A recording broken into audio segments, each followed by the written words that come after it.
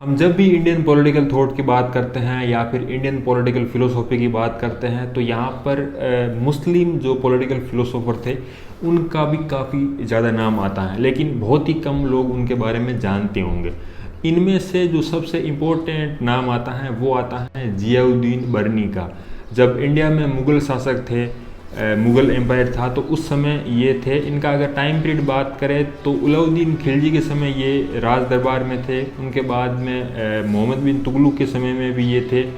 जब मोहम्मद बिन तुगलक के बाद में जब उनके बेटे फ़िरोज़ तुगलक राजा बनते हैं या फिर यूँ कहे कि सुल्तान बनते हैं,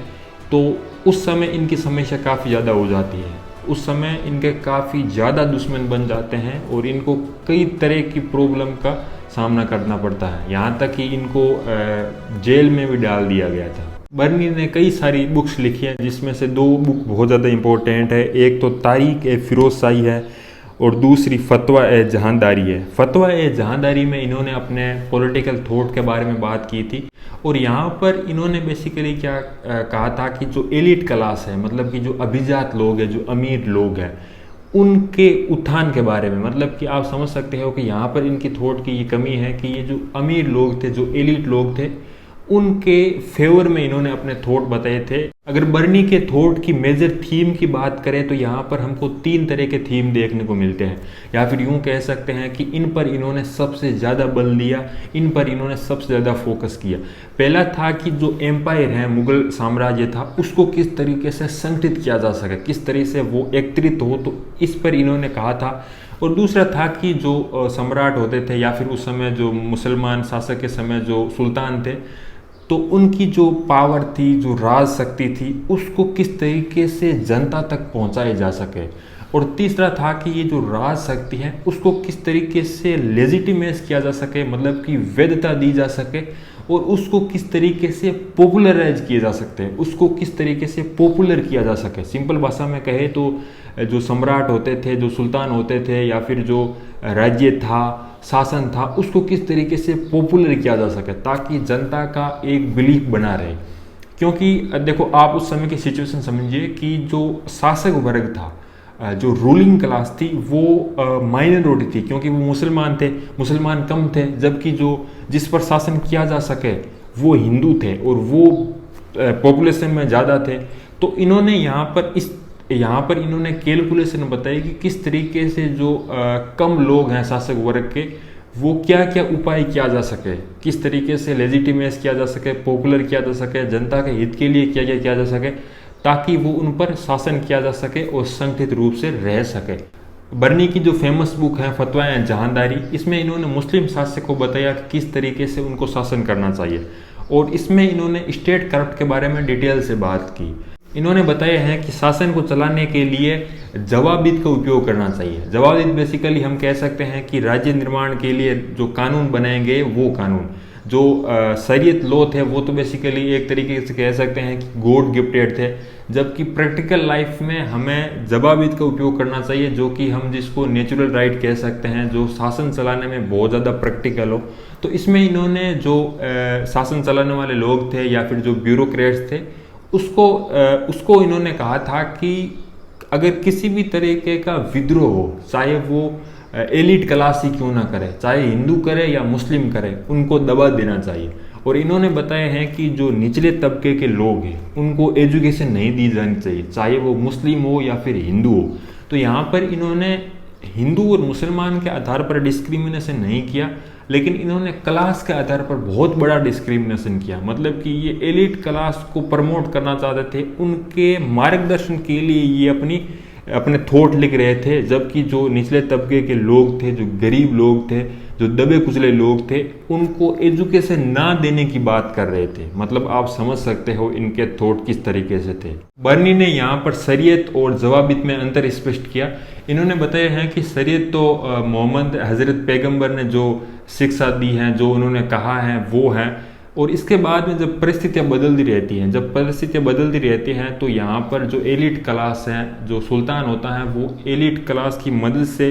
चीज़ों को चलाता है, शासन को चलाता है, तो वो इन्होंने जवाबित कहा। तो इन्होंने कहा है कि वैसे तो पर्सनल लाइफ में जो है शरीयत का उपयोग करना चाहिए, और जो भी पॉलिसीज़ बनानी है, जो भी लॉज बनाने हैं, वो वैसे तो शरीयत के हिसाब से बनाने चाहिए, लेकिन जहाँ पर शरीयत लागू न हो तो वहाँ पर जवाबित के अनुसार ही बनाना चाहिए। और इन्होंने ये भी कहा है कि किसी भी प्रकार की पॉलिसी हो या फिर किसी भी प्रकार का कानून हो, वो उस समय की पॉलिटिकल सिचुएशन के हिसाब से और सोशल सिचुएशन के हिसाब से होनी चाहिए। बर्नी बेसिकली कहते थे कि राज्य को चलाना बहुत मुश्किल काम है, तो ये केवल दिव्य कानून की मदद से नहीं चलाया जा सकता है, बल्कि जो राज्य निर्मित कानून है, जो सलाह से लिया जाता है, जो एलिट क्लास से सलाह लेकर के जो कानून बनते हैं, जो समय के साथ बदलते रहते हैं, जो प्रैक्टिकल हो, तो उसकी मदद से ही चलाना होता है। लेकिन इन्होंने कहा था कि ऐसी किसी भी प्रकार का कानून नहीं होना चाहिए या फिर व्यवस्था नहीं होनी चाहिए जो शरीयत के विरुद्ध हो। इसके साथ साथ में इन्होंने ये भी कहा था कि हमेशा इस तरह की व्यवस्था होनी चाहिए या फिर इस तरह की पॉलिसीज होनी चाहिए जो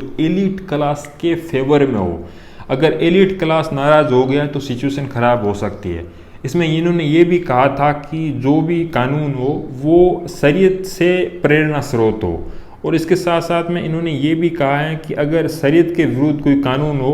तो वो केवल चैरिटी की भावना से होना चाहिए, अदरवाइज नहीं। बर्नी के समय जो रूलिंग क्लास थे उनमें बहुत ज़्यादा चेंजेस हो रहे थे और जो पूरी पावर थी वो सुल्तान के पास में केंद्रित थी, मतलब कि पावर का बहुत ज़्यादा सेंट्रलाइज था।